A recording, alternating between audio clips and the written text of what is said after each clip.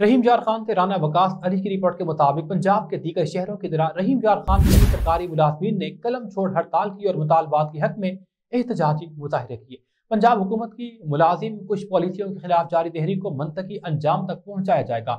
हुकूमत ने फौरी अपीका और अगीका की क़यादत के मुज़ाकरात करके चार्टर ऑफ डिमांड की मंजूरी ना दी तो पंजाब भर के मुलाजमीन सड़कों पर निकल आएंगे और फैसला कुन एहतजाजी तहरीक शुरू हो जाएगी। इन ख्यालात के इज़हार ऑल पाकिस्तान क्लर्क एसोसिएशन के ज़िले सदर महबूब खान ने, ज़िले जनरल सेक्रेटरी मलिक सनाउल्लाह, मिर्जा सरवर सानी, चौधरी रियाज जताला और दीगर ओहदेदारान ने जिला भर के मुख्तलिफ सरकारी महकमा जात का दौरा करते हुए एहतजाज करने वाले मुलाजमीन से खिताब के दौरान किया।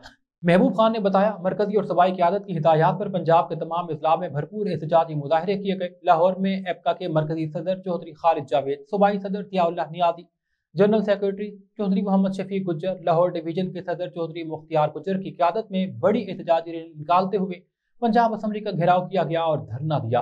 उन्होंने कहा, पंजाब हुकूमत अगर फौरी तौर पर हमारे मुतालबात नहीं मानेगी तो फिर हम सरों पर कफन बांध कर निकलेंगे, हक लिए बगैर नहीं वापस आएंगे। वज़ीर आला पंजाब अपने वादों की पासदारी करें और महंगाई के तनासुब से तनख्वाहों और मराहत में इजाफा करें। एप्का के चार्टर ऑफ डिमांड की मंजूरी दें।